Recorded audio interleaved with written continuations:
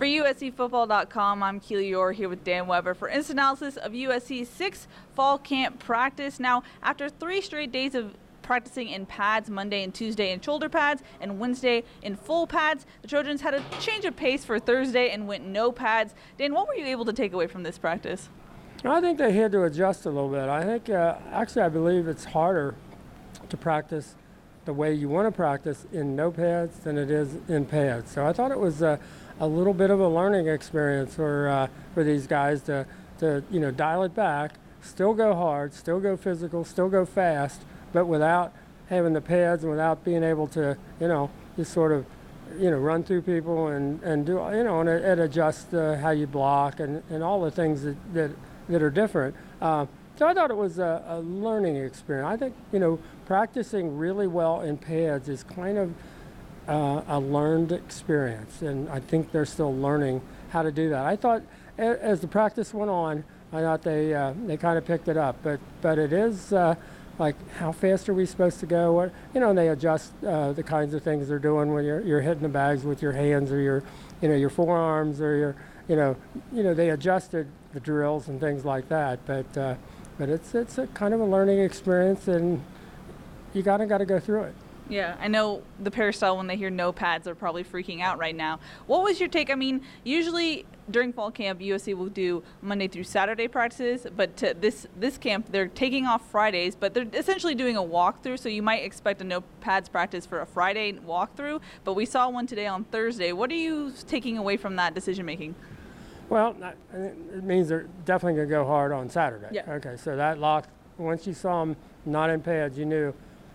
There'd been talk about Saturday would be a scrimmage, but Saturday's going to be a scrimmage.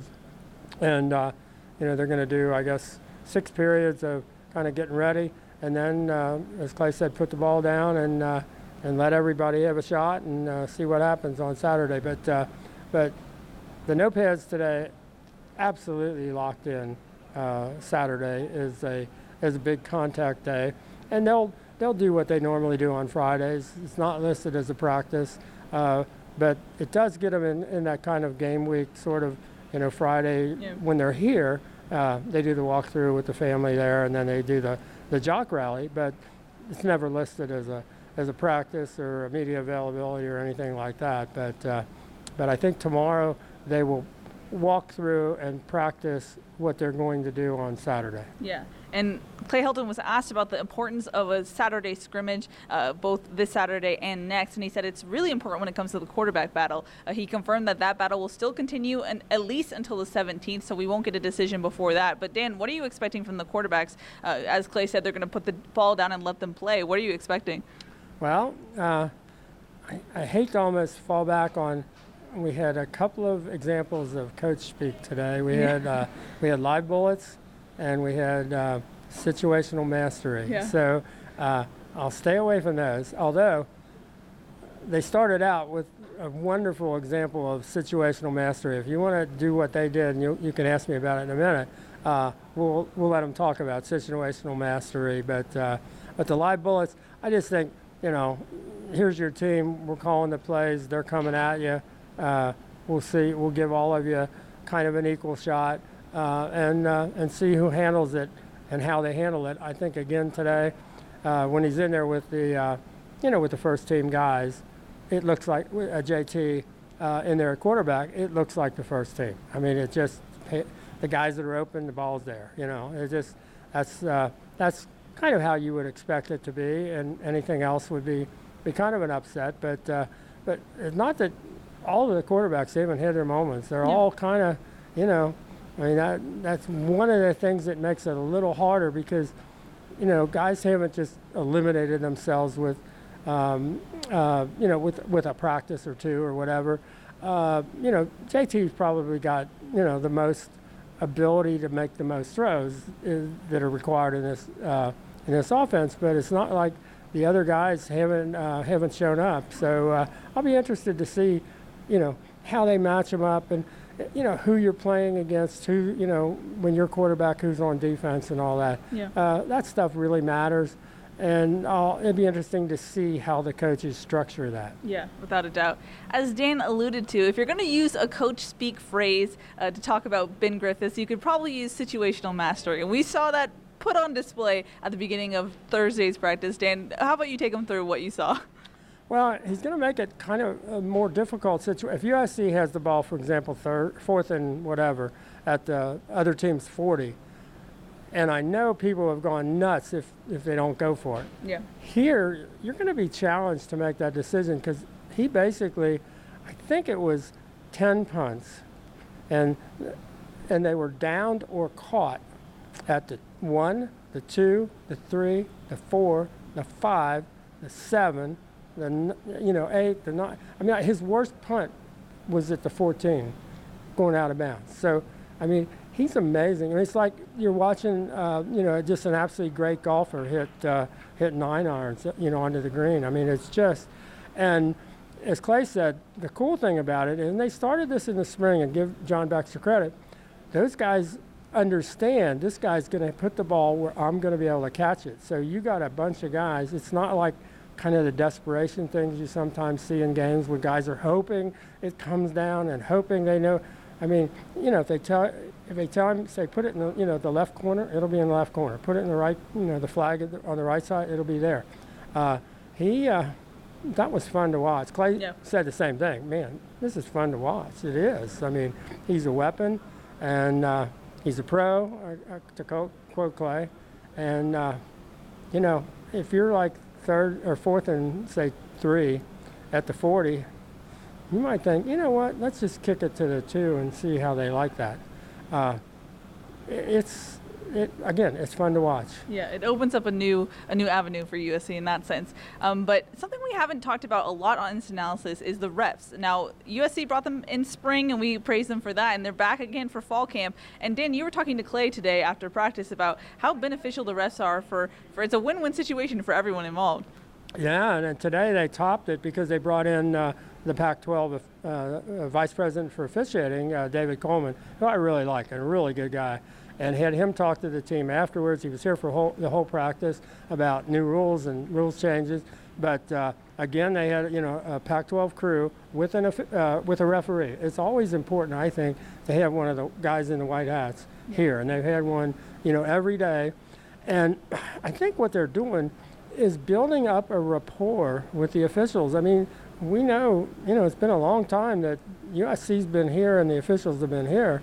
And, that was the case with Pete Carroll, and, we always felt like, and it was pretty able to be documented, that Pete's teams were enough better than the rest of the league that they basically didn't penalize teams when they played USC because they knew they were going to get, crushed anyway. But there's always been that kind of, distance between USC and it's us guys and those guys. And now you're doing the officials a big favor because they're really getting ready for the season. And where else are you going to go? So, they're getting almost every single day, they're getting paid and a chance to really get up to game speed. And the USC kids are getting a chance to talk to the officials live and say, what did I do wrong there? Or what should I have done? Or how? I just think that kind of rapport that you build with those officials where they know you're really trying to do the right thing or you're listening to them about how they're going to call something, I think it's invaluable. I just think USC gets all the credit in the world. The Pac-12 officials who are here day after day, and they kind of rotate, and guys, most of them, almost all of them, I guess, have jobs, but they're getting here, and I think it's a really good thing. I think it's one of the best things we've seen happen in the spring and continuing now. Yeah, agreed. As far as injuries go, it was pretty much the same group. Hard to tell with no pads on. Max Williams, Brandon Peely, and Vivai Malapai were not in pads again. John Jackson was doing some rehabbing, looking better each day. Clay Hilton did say that Isaac Taylor-Stewart had a slight groin pull, so that's something to watch for. Wondering how much USC will get out of him on Saturday in that regard. But as far as Saturday, Dan, I know I asked you already what you're looking for, but as far as Clancy goes, Clancy Pendergast sometimes pulls the defense back and lets the offense go a little bit and uses guys who maybe are has less experience. What are you expecting as far as the defense goes? I don't know. That's a good question. Do you want to get more rotations? I mean, one of the themes has been, get those rotations as deep as possible. And, like today we saw Kanai Mauga, on a sack. And he's kind of starting to show up, inside. And maybe people have, forgotten a little bit about him. But I think guys like that, this is a big opportunity for them. But just the way, for example, you want John Houston at Mike and Paliie, at the wheel.